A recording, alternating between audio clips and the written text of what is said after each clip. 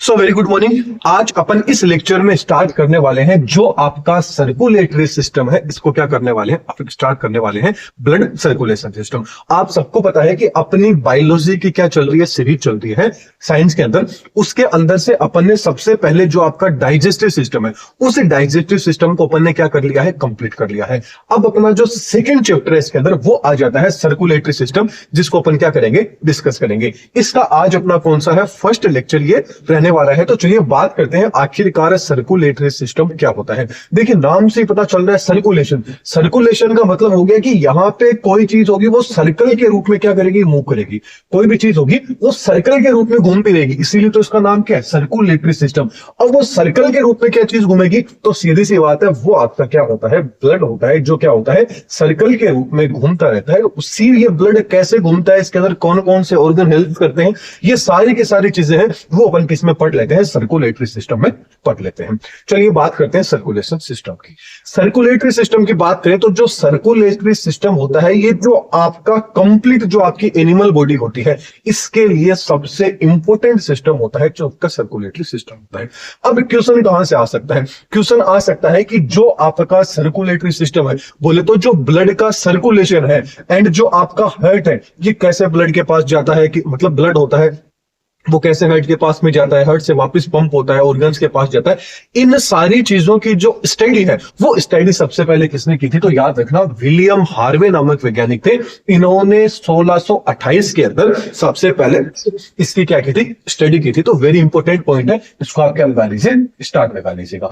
आगे बात करते हैं कि जो आपके वर्टिब्रेट्स है, किसकी बात कर रहे हैं, वर्टिब्रेट्स की बात कर रहे हैं, कशेरुकियों की बात कर रहे हैं कि जो वर्टिब्रेट्स होते हैं इनके अंदर जो आपका सर्कुलेटरी सिस्टम है, बोले तो जो परिसंचरण तंत्र है, ये किससे ओरिजिनेट होता है, किससे उत्पन्न होता है, तो याद रखना किससे होता है, आपकी मेसोडर्म से होता है। आप सबको पता है कि आपका जो फॉर्मेशन है वो 3 जर्म लेयर से हुआ है। कौन कौन सा, एक्टोडर्म, मेसोडर्म एंड एंडोडर्म। उनमें से जो आपकी मेसोडर्म है, इस मेसोडर्म से ही क्या हुआ है, आपके जो आपका सर्कुलेटरी सिस्टम है इसका क्या हुआ है, ओरिजिन हुआ है। ठीक है, चलिए अब जो आपका ब्लड सर्कुलेटरी सिस्टम है, इस पूरे के पूरे ब्लड सर्कुलेशन सिस्टम में कौन कौन सी चीजें अपनी मदद करती है, या क्या क्या चीजें अपन इसमें देखेंगे। तो जो आपका सर्कुलेटरी सिस्टम है, ब्लड सर्कुलेशन सिस्टम है, इसके अंदर ब्लड देखने को मिलेगा, ब्लड के बारे में पढ़ेंगे, हार्ट के बारे में पढ़ेंगे, और जो आपकी ब्लड वेसल्स है। अब ब्लड वेसल्स कौन कौन सी आ गई, आपकी वेन आ गई, आर्टरीज आ गई, आपकी कैपिलरीज आ गई, इन सब के बारे में अपन पढ़ लेंगे। तो आज जो अपना मेन मोटो रहेगा वो अपन किसको कंप्लीट कर लेंगे, जो आपका ब्लड है, इस ब्लड से रिलेटेड जो भी आपके डाउट रहेंगे इन सबको क्या कर लेंगे, अपन सॉल्व कर लेंगे। तो सर्कुलेशन क्या होता है, सर्कुलेशन सीधी सी बात है, आपकी डायग्राम देख रहे हैं, बाकी अपन जिस टाइम पे हार्ट पढ़ेंगे तब और अच्छे से देख लेंगे। नॉर्मली जनरली मैं आपको बताता हूं कि भाई ये आपका क्या हार्ट है। हार्ट से सीधी सी बात है कि अपने हार्ट का काम ये मान लीजिए, फॉर एग्जांपल ले लीजिए कि आपको पानी है वो आपके फर्स्ट फ्लोर वाली टंकी के अंदर चढ़ाना है। तो चढ़ाने के लिए आप किस चीज का यूज करेंगे, वो जो चीज आप यूज करेंगे वो आपकी क्या रहेगी, मोटर रहेगी। क्योंकि मोटर को आप जैसे ही ऑन करेंगे तो पाइप्स के द्वारा, तो यहाँ पे जो पाइप्स हो गया, जो पूरा जाल हो गया, ये पूरे की पूरी क्या होती है, आपकी वेन होगी, आर्टरी होगी और आपकी कैपिलरीज होगी। मतलब ये आपके जो पानी रहेगा उसको क्या करेगी, मोटर से कहां तक पहुंचा देगी, आपकी टंकी तक पहुंचा देगी। तो सेम ऐसे ही जो अपना हार्ट होता है, ये क्या होता है, अपने शरीर की मोटर होती है, जो क्या करता है, ब्लड को क्या करता है, पंप करता है। तो हार्ट तो क्या मेन काम क्या हो गया, आपके हार्ट का ब्लड को पंप करने का काम होता है। अब ब्लड का जो फिल्ट्रेशन होता है वो फिल्ट्रेशन कहां होता है, लंग्स के पास में। इसलिए हार्ट से ब्लड पहले कहां जाता है, लंग्स के पास में जाता है। लंग्स से ब्लड क्या कर लेता है, ऑक्सीजन को ले लेता है और वापस हार्ट के पास रहता है। फिर हार्ट क्या कर देता है, उस ब्लड को अपने शरीर के जितने भी ऑर्गन्स है वहां तक पहुंचा देता है। तो मतलब यहाँ पे ब्लड क्या हो रहा है, सर्कुलेट हो रहा है, इसीलिए इसको क्या बोलते हैं, ब्लड सर्कुलेटरी सिस्टम बोलते हैं। आई थिंक अब आपको समझ में आ गया होगा ब्लड सर्कुलेटरी सिस्टम की डेफिनेशन क्या होती है। चलिए तो सबसे पहले अपन किसकी बात करने वाले हैं आज के लेक्चर के अंदर, ब्लड है, इस ब्लड को स्टार्ट करने वाले हैं। तो ब्लड से रिलेटेड कुछ इंपॉर्टेंट पॉइंट जो हर बार एग्जाम में रिपीट होते हैं, जो क्वेश्चंस कैसे बन सकते हैं, सबसे पहले उनको पर देखते हैं। तो ब्लड की बात करें तो जो ब्लड होता है आपका स्पेशलाइज्ड जो कनेक्टिव टिश्यू होता है, बोले तो जो विशिष्ट संयोजी उत्तक होता है, इसका इसका क्या होता है, आपका ब्लड बना होता है। ब्लड का कलर पूछ लिया जाए तो ब्लड का कलर कैसा होता है, आपके लाल कलर का होता है, रेड कलर का होता है। इसके अलावा वेरी इंपॉर्टेंट है कि ब्लड की पीएच पूछ ली जाती है। तो याद रखिएगा ब्लड की पीएच कितनी होती है, 7.4 क्या रहता है, आपके ब्लड की पीएच रहती है। इसका मतलब आपका ब्लड होता है ये हल्का क्या होता है, क्षारीय होता है। कैसा होता है, हल्का क्षारीय होता है, थोड़ा क्या होता है, क्षारीय होता है। अब बात करते हैं जो आपका ब्लड होता है ये क्या होता है, बफर सोलेबल होता है। बफर सोलेबल का मतलब देखिए बफर सोल्यूशन क्या होता है ये तो आप केमिस्ट्री में अच्छे से पढ़ लोगे, लेकिन मैं थोड़ा सा आपको बताने की कोशिश करता हूं कि बफर सॉल्यूशन क्या होता है। बफर सॉल्यूशन वो सॉल्यूशन होता है जैसे कि जो आपका ब्लड है, ये ब्लड एक तरह का क्या होता है, बफर सॉल्यूशन होता है। कैसे कि आप चाहे इसके अंदर कितना ही अमल माल डाल दीजिए, कितना ही आप इसके अंदर एसिड डाल दीजिए, लेकिन जो इसका रहेगा वो क्या रहेगी, इसकी पीएच क्या रहेगी, आपकी लाइट एल्केलाइन ही रहता है, ये ऐसा ही रहेगा चाहे इसके अंदर आप कोई भी चीज ऐड कर दीजिए। तो इस तरह का जो सॉल्यूशन होता है उसी को क्या बोला जाता है, बफर सॉल्यूशन बोला जाता है। That's clear. बाकी और आपको केमिस्ट्री वाले सर और अच्छे से एक्सप्लेन कर देंगे कि बफर सॉल्यूशन क्या होता है। आगे बात करते हैं इसके वेट की, कि आखिरकार जो आपका ब्लड होता है इसका वेट पूछ ली जाएगी, ब्लड का पूरे शरीर का कितना परसेंट वेट होता है। तो जो आपका ब्लड होता है कंप्लीट आपके शरीर का 7 से 8% होता है। फॉर एग्जांपल यदि अपन ले लेते हैं कि मान लीजिए आपका वेट है वो ले लीजिए 60 किलो है, उस 60 किलो के अंदर से लगभग 7 से जो 8 किलो आपका वेट रहेगा वो किसका रहेगा, ब्लड का रहेगा। तो ये चीज आपको याद रखनी है कि जितना भी आपका वेट रहेगा उसका 7 से 8% क्या होता है, आपके ब्लड का वेट होता है। इसके अलावा जो मेल हो गए एंड जो फीमेल हो गए उनके अंदर ब्लड होता है उसके अलग अलग अमाउंट प्रेजेंट होती है। जैसे पूछ लिया जाए कि भाई मेल के अंदर कितना लीटर ब्लड होता है, तो याद रखना 5 से 6 लीटर तक क्या हो सकता है, मेल के अंदर ब्लड होता है। और फीमेल की बात करें तो फीमेल के अंदर 4 से 5 लीटर ब्लड होता है। इसका मतलब क्या हो गया कि मेल के कंपैरिजन में फीमेल के पास में ब्लड की क्या होती है, कमी होती है। ब्लड की क्या होती है, कमी। कमी क्यों होती है, क्योंकि फीमेल्स के अंदर मेंस्ट्रुअल साइकिल की प्रोसेस होती है, इसलिए क्या होता है इनके अंदर जो ब्लड होता है ये मेल के कंपैरिजन के अंदर क्या होता है, कम होता है। ये चीज आपको याद रखनी है कि जो ब्लड है मेल के अंदर 5 से 6 लीटर होता है, फीमेल में 4 से 5 लीटर होता है। क्यों होता है ये एग्जाम में नहीं पूछा जाएगा, बस मैंने आपको इसे बता दिया। अब आगे बात करते हैं कि जो ब्लड की स्टडी है, मतलब ब्लड का जो अध्ययन किया जाता है उस अध्ययन को क्या बोला जाता है, हेमेटोलॉजी बोला जाता है। तो ये क्वेश्चन भी एग्जाम में आ सकता है कि स्टडी ऑफ ब्लड, या बोले तो रक्त का जो अध्ययन होता है या रुधिर का जो अध्ययन होता है उसको क्या बोला जाता है, हेमेटोलॉजी बोला जाता है। इसके अलावा जो ब्लड के बनने की जो प्रोसेस होती है, मतलब ब्लड के निर्माण की जो प्रक्रिया होती है, उस प्रक्रिया को क्या बोला जाता है, हीमोपोइसिस बोला जाता है। क्या बोला जाता है, हीमोपोइसिस बोल दीजिए या हीमोजेनेसिस बोल दीजिए। देखिए पोइसिस एंड जो जेनेसिस, इन दोनों का मतलब क्या होता है, किसी भी चीज का जनरेशन होना, मतलब किसी चीज का जनरेट होना।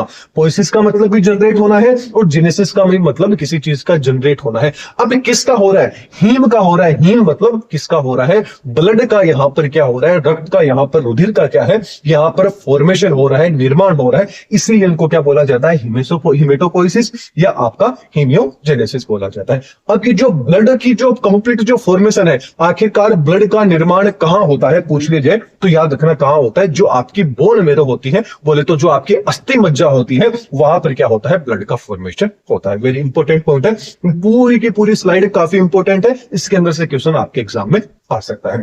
आगे बात कर लेते हैं कि जो आपका सर्कुलेटरी सिस्टम है, क्योंकि ब्लड सर्कुलेटरी सिस्टम पढ़ रहे हैं, तो ब्लड सर्कुलेटरी सिस्टम की जो स्टडी है, अध्ययन है, इसको क्या बोला जाता है, इसको एंजियोलॉजी बोला जाता है। क्या बोला जाता है, एंजियोलॉजी बोला जाता है। इसके अलावा जो आपका ब्लड बैंक है, पूछ लिया जाए कि भाई जो आपका ब्लड है ये भी तो कहीं ना कहीं स्टोर होता होगा। स्टोर होता है मतलब जैसे अपन इतने जो पैसे हैं वो कहां स्टोर करते हैं, बैंक में स्टोर करते हैं, ठीक ऐसे ही अपना जो ब्लड होता है वो भी कहां पे स्टोर होता है, उसका नाम क्या होता है, स्प्लीन होता है, बोले तो प्लीहा होता है। तो याद रखना कि जो आपके जो ब्लड बैंक है वो किसको बोला जाता है, आपकी स्प्लीन को बोला जाता है, आपकी प्लीहा को बोला जाता है। तो ये अपन ने किसकी बात करी है, ब्लड से रिलेटेड कुछ पॉइंट देख लिए। अब आगे यदि अपन बात करें तो अपन देख लेते हैं कि भाई जो आपके ब्लड है, इनके अंदर इस ब्लड में क्या क्या चीजें प्रेजेंट है, इसके कंपोनेंट्स क्या है। तो याद रखना जो आपका ब्लड होता है इसमें मेनली आपकी दो चीजें आपको देखने को मिलती है।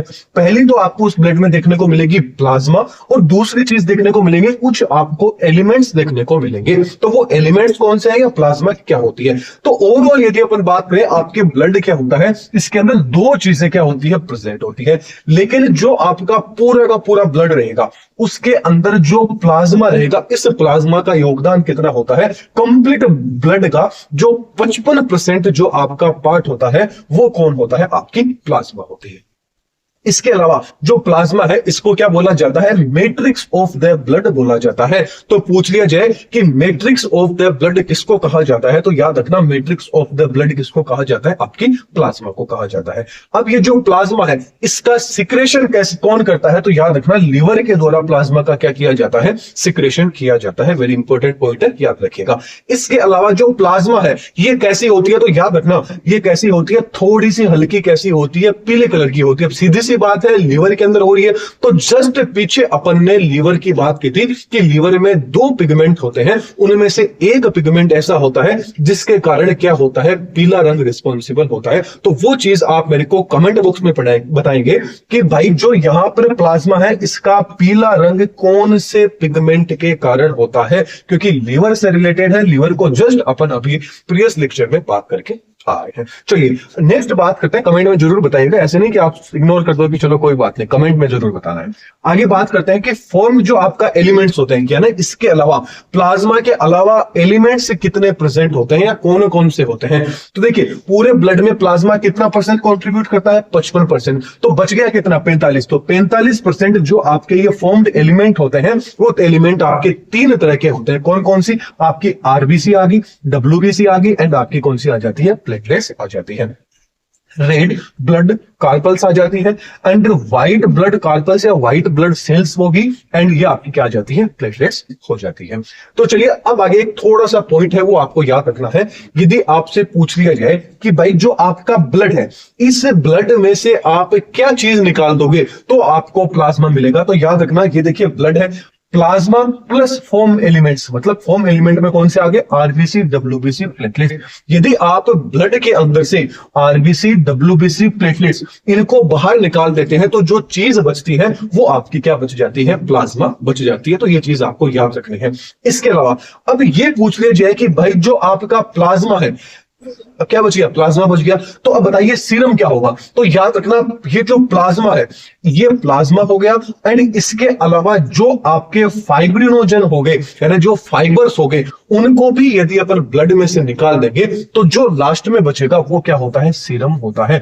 अब कई लोग क्या करेंगे, यहां पे प्लाज्मा नहीं देखे, एग्जामिनर क्या कर देगा, आपको कंफ्यूज कर देगा, आपको दे देगा कि प्लाज्मा निकाला है, मतलब प्लाज्मा निकाला है, उसके अंदर ऑलरेडी ही आरबीसी, डब्ल्यूबीसी, प्लेटलेट्स बिल्कुल भी नहीं है। तो पूछ लेगा क्या इसके अंदर यहां पर डब्ल्यूबीसी, आरबीसी यानी जो प्लेटलेट्स है ये भी निकल जाएगी, बिल्कुल ये भी यहां से क्या हो जाएगी, निकल जाएगी। मतलब ओवरऑल बात करें तो जो आपका ब्लड रहेगा उसमें से प्लाज्मा को भी अपन ने निकाल दिया, एंड जो फॉर्म एलिमेंट है जो आपके आरबीसी, डब्ल्यूबीसी, प्लेटलेट्स इनको भी निकाल दिया, इनके साथ में जो फाइब्रिनोजन है इसको भी निकाल दिया। तो फिर जो चीज बच गई आपकी वही क्या होता है, आपका सीरम होता है, जिसको ब्लड सीरम बोला जाता है। ये क्या होता है थोड़ी देर में आपको पता चल जाएगा। तो चलिए ये थोड़ा सा ये जो लाइन है ना ये थोड़ी सी अल्ट्रा इंपॉर्टेंट है, इसको थोड़ा सा स्टार लगा देने का। तो चलिए अब अपन वन बाई वन करके प्लाज्मा हो गया, फॉर्म एलिमेंट्स में जो आपके आरबीसी होगी, डब्ल्यूबीसी होगी, प्लेटलेट्स होगी, इनको अपन पढ़ने की कोशिश करते हैं।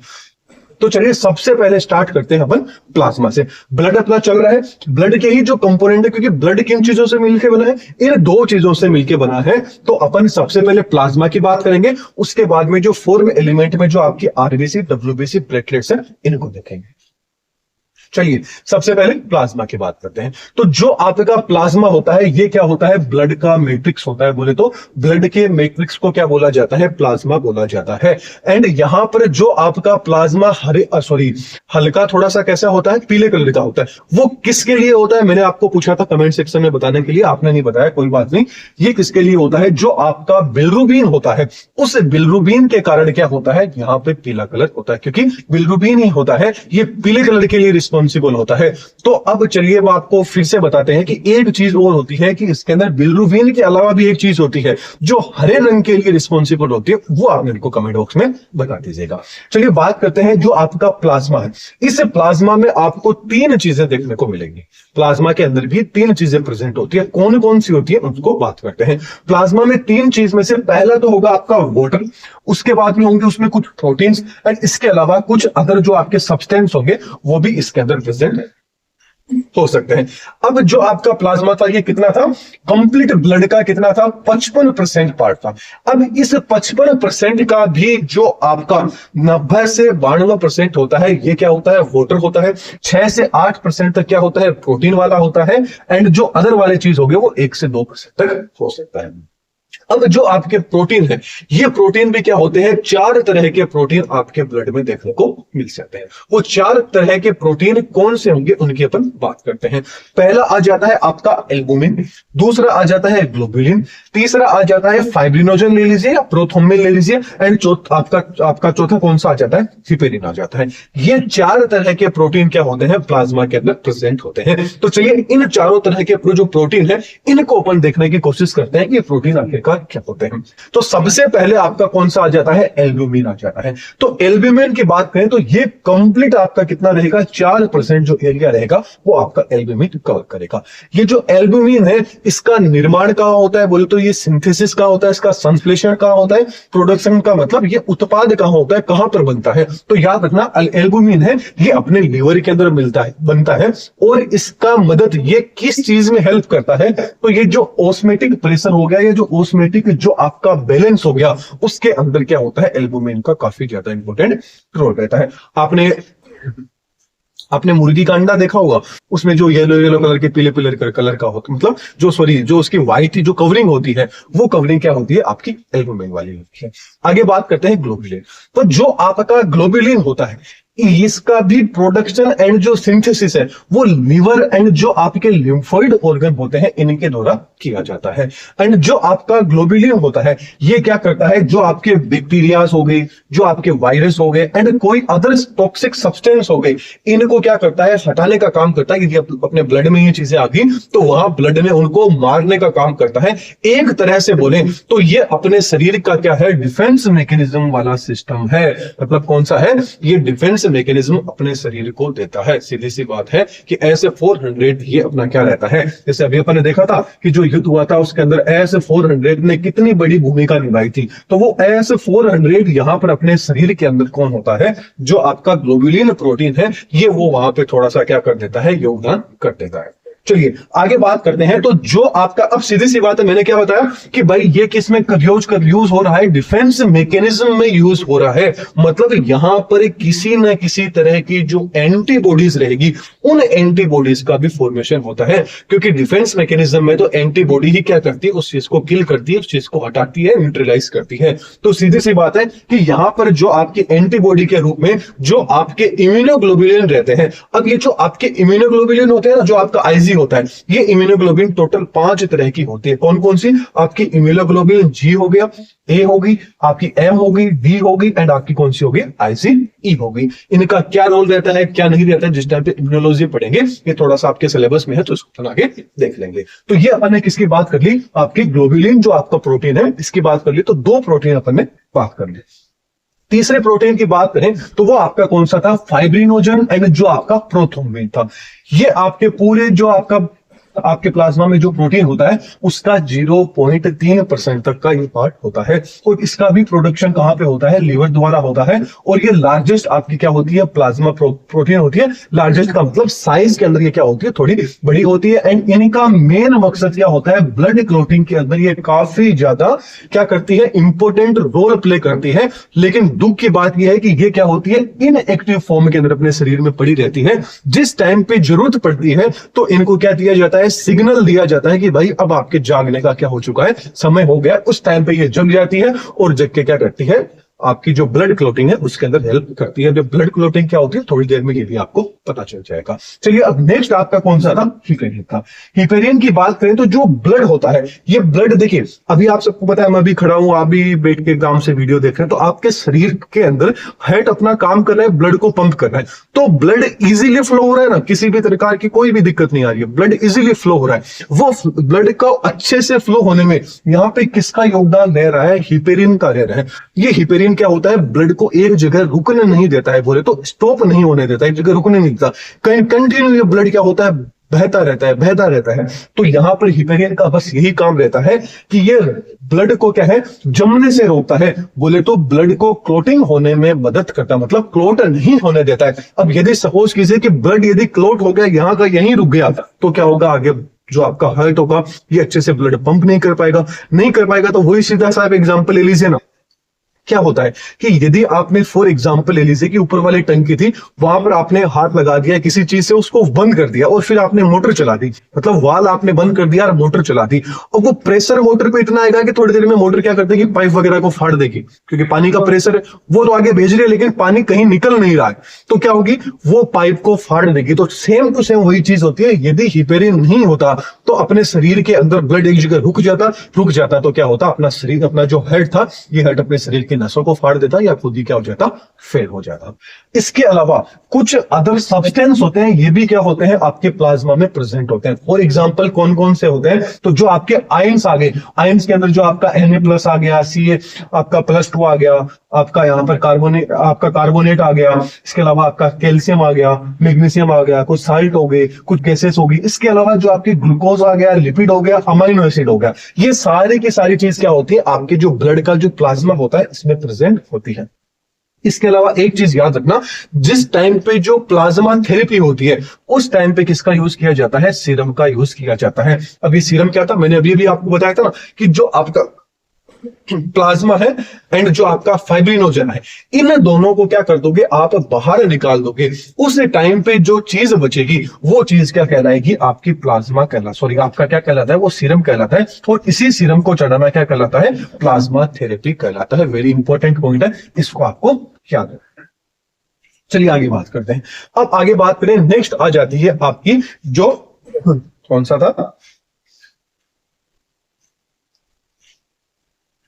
प्लाज्मा अपन ने कंप्लीट कर दिया। नेक्स्ट कौन से आ जाते हैं, फॉर्म एलिमेंट आ जाते हैं। इसके अंदर सबसे पहले किसकी बात करेंगे, आरबीसी की, फिर डब्ल्यूबीसी की, फिर अपन क्या करेंगे, प्लेटलेट्स की बात करेंगे। तो ये अपन ने बात कर ली थी प्लाज्मा में अपन ने चारों तरह के प्रोटीन्स को अपन ने क्या कर लिया था, डिस्कस अपन ने कर लिया। इसके अलावा ये सारे के सारे आपके प्रोटीन हो गए थे। अब अपना क्या रहेगा, आपका क्या रहेगा, आरबीसी रहेगा, रेड ब्लड कार्पल्स। अब कुछ लोग क्या कहते हैं कि रेड ब्लड सेल्स बोला जाता है, याद रखना आरबीसी को आपका रेड ब्लड सेल बिल्कुल भी नहीं बोला जाता है, रेड ब्लड कार्पल्स बोला जाता है। क्योंकि सेल एंड कार्पल्स के अंदर क्या होता है, अंतर होता है। क्या अंतर होता है, देखिए जो आपकी सेल होती है, सेल के अंदर आप सबको पता है ये सेल है, इस सेल के अंदर क्या होता है, न्यूक्लियस प्रेजेंट होता है। लेकिन जो आपकी आरबीसी रहती है इसमें किसी भी तरह का न्यूक्लियस नहीं होता है, इसीलिए तो इसको सेल नहीं बोलेंगे। क्योंकि यदि इसके अंदर न्यूक्लियस ही प्रेजेंट नहीं है तो सेल किस चीज की, सेल का मतलब ही है उसके अंदर न्यूक्लियस प्रेजेंट हो, लेकिन इसमें तो न्यूक्लियस प्रेजेंट है ही नहीं, इसलिए आपके आरबीसी को क्या है, रेड ब्लड कार्पल्स बोला जाता है। याद रखना सेल बिल्कुल भी नहीं बोला जाता है, कार्पल्स का मतलब इनके अंदर न्यूक्लियस एब्सेंट होता है, ये चीज आपको याद रखनी है। अब जो आपकी आरबीसी है इसको क्या है, इरिथ्रोसाइट्स के नाम से भी जाना जाता है। किस नाम से, इरिथ्रोसाइट के नाम से जाना जाता है। इसके अलावा इसका जो आकार होता है, जो शेप होता है वो कैसा होता है, अभ्यावतल होता है, बोले तो बाइकॉनकेव होता है। बाइकॉनकेव की यदि अपन बात करें तो जैसे कि आपने आरबीसी को देखा होगा, ये आरबीसी देखिए बाइकॉनकेव शेप ऐसी होती है, मतलब बीच में से क्या होता है ऐसे चिपा हुआ रहता है और चारों तरफ से क्या होता है फुली हुई रहती है। इस तरह की जो स्ट्रक्चर होती है, मतलब ऑलमोस्ट इस तरह की क्या होती है इसकी स्ट्रक्चर होती है। अभ्यावतल कैसी होती है इसकी स्ट्रक्चर होती है। फिजिक्स में आपने देखा होगा उत्तल लेंस हो गया, अवतल लेंस हो गया, तो वो जो अवतलाकार हो गई वही क्या होती है अवतल एंड उत्तल, ठीक वही चीज उसमें आ जाती है। इसके अलावा अपन इसकी साइज की बात करें तो ये चीज पॉइंट आप स्किप करना चाहें तो इसको कर सकते हैं। साइज कितनी होती है इसकी 7.5 तक इसकी साइज रहती है। अब यदि बात करें कि जो एक हेल्थी ह्यूमन है उसके अंदर ये संख्या में कितनी प्रेजेंट हो सकती है, तो याद रखना ये कितनी हो सकती है 4.5 से लेके 5.5 मिलियन तक क्या हो सकती है इसकी संख्या हो सकती है। वेरी वेरी इंपॉर्टेंट पॉइंट है। अब ये तो एक सिंपल ह्यूमंस की बात कर ली।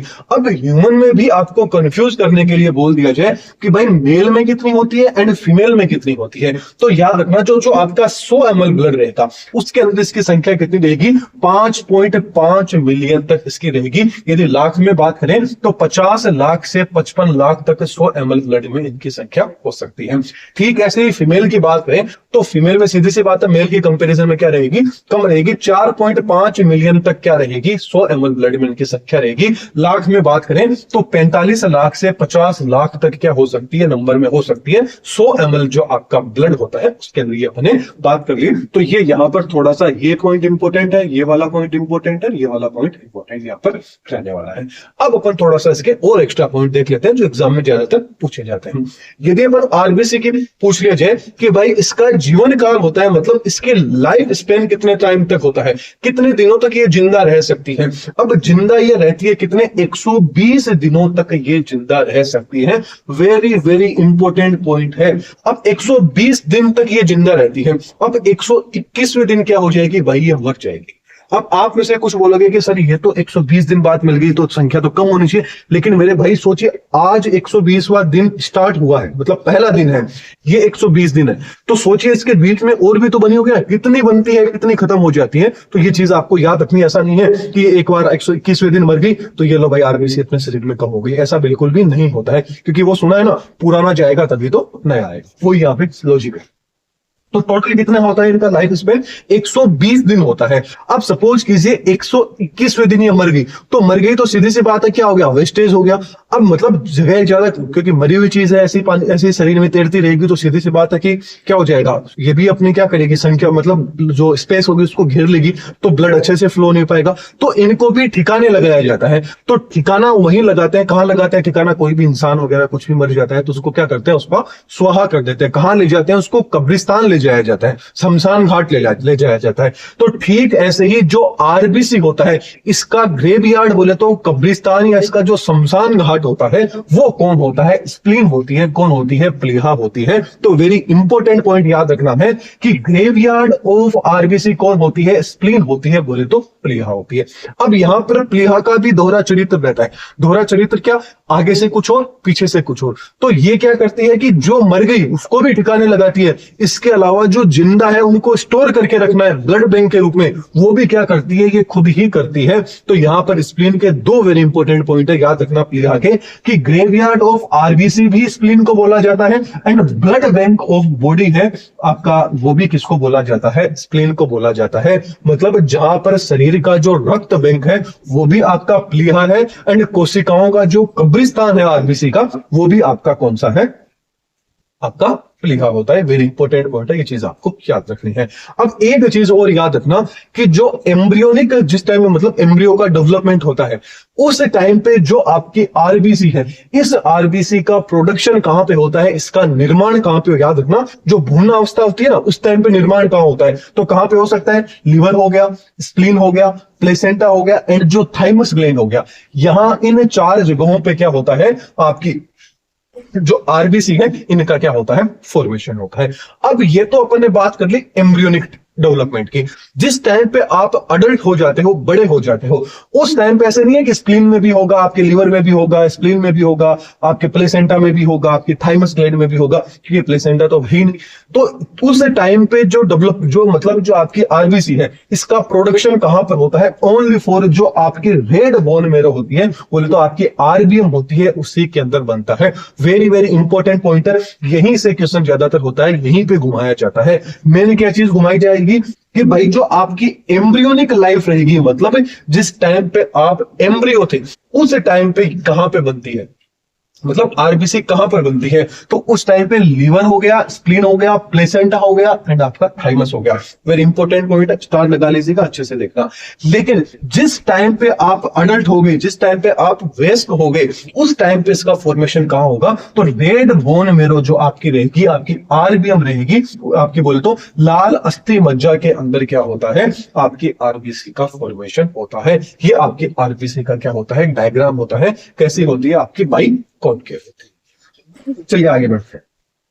आगे बात करें तो वही चीज है कि जो आपकी किडनी है, ये जो आपकी किडनी रहेगी, ये किडनी क्या करेगी? इरिथ्रोपोइटिन जो आपका हार्मोन होगा, इस हार्मोन को क्या कहां भेजेगी? आपकी जो आरबीएम रहेगी, बोले तो रेड बोन मेरो रहेगी। जिस टाइम पे आप अडल्ट हो जाते हैं, उस टाइम की मैं बता रहा हूं कि जो आपकी किडनी रहती है, वहां से एक हार्मोन सिक्रीट होता है, इरिथ्रोपोइटिन हार्मोन। ये जिस टाइम पे अपन एंडोक्राइन वगैरह सिस्टम पढ़ेंगे, उस टाइम पे मैं आपको और अच्छे से बता दूंगा, क्योंकि आपकी किडनी क्या करती है? इरिथ्रोपोइटिन हार्मोन का सिक्रेशन के द्वारा क्या करती है? आपके आरबीएम के पास में जाती है। और आरबीएम फिर क्या करता है? जो आपका रेड बोन मेरो होती है, ये क्या करती है? आरबीसी का फॉर्मेशन करते हैं। और आरबीसी के बनने की जो प्रोसेस है, इसको क्या बोला जाता है? इरिथ्रोपोइसिस बोला जाता है। वेरी इंपॉर्टेंट पॉइंट है, ज्यादातर क्वेश्चन यही आएगा कि आरबीसी के बनने की जो प्रोसेस है वो क्या होती है? इरिथ्रोपोइसिस होती है। इसको स्किप करना चाहिए तो कर दीजिए, ये बात थोड़ा सा एक्स्ट्रा मैंने आपको समझाने के लिए बता दिया।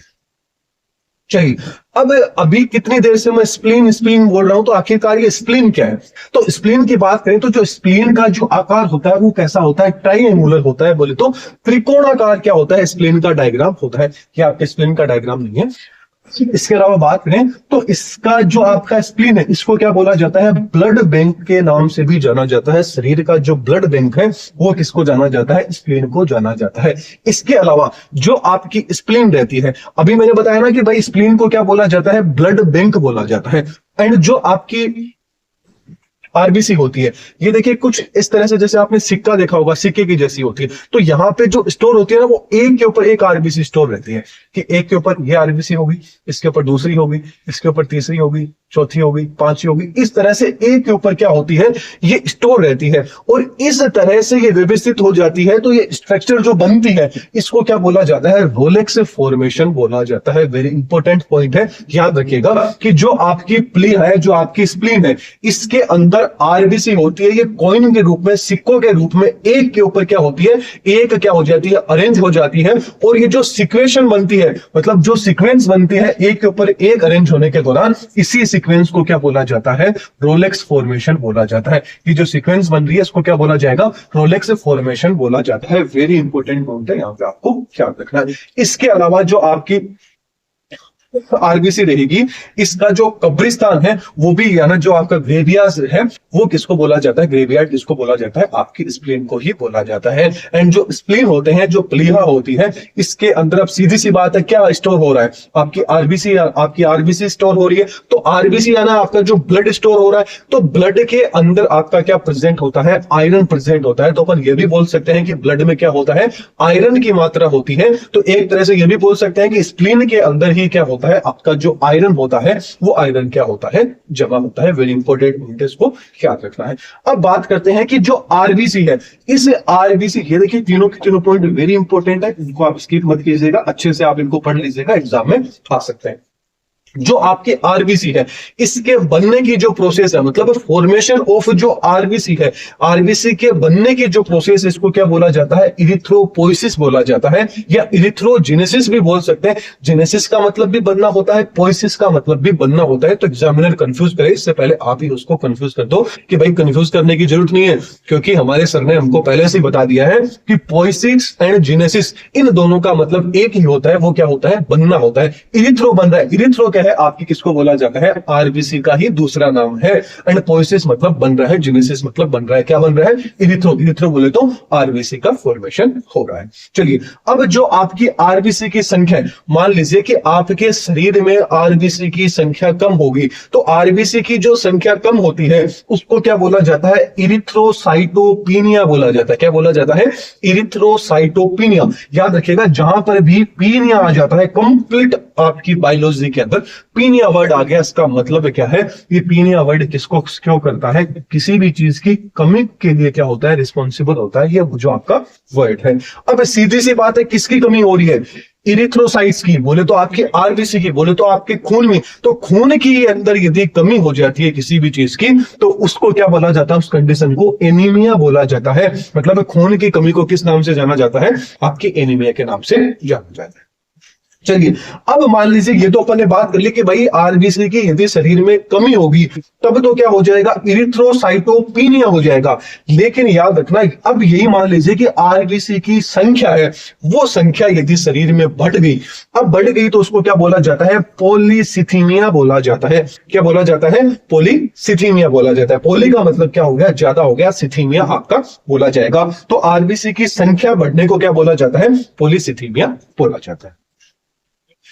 आगे बढ़ते हैं कि अब जो आपकी आरबीसी है, ये आरबीसी की क्या है, आपकी स्ट्रक्चर है, जिस टाइम पे ये बाइकॉन्केव है। अब आरबीसी के अंदर क्या प्रेजेंट होता है, ओनली फॉर आपको ज्यादातर क्या देखने को मिलेगा, जो आपका हीमोग्लोबिन है यही देखने को मिलता है।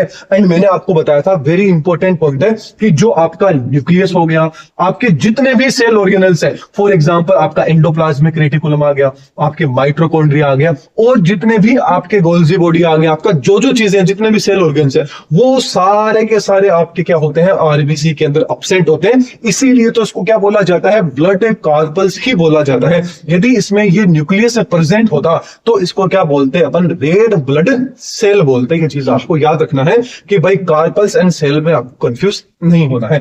अब ये सारी की सारी चीजें यहां पर क्यों प्रेजेंट होती है, सॉरी क्यों अब्सेंट होती है, क्योंकि सारी की सारी चीजें क्या यहाँ पर अब्सेंट है। तो यहां पर अब्सेंट होने के पीछे एक रीजन है, क्योंकि जो आपकी आरबीसी है इसके अंदर क्या होता है, हीमोग्लोबिन प्रेजेंट होता है।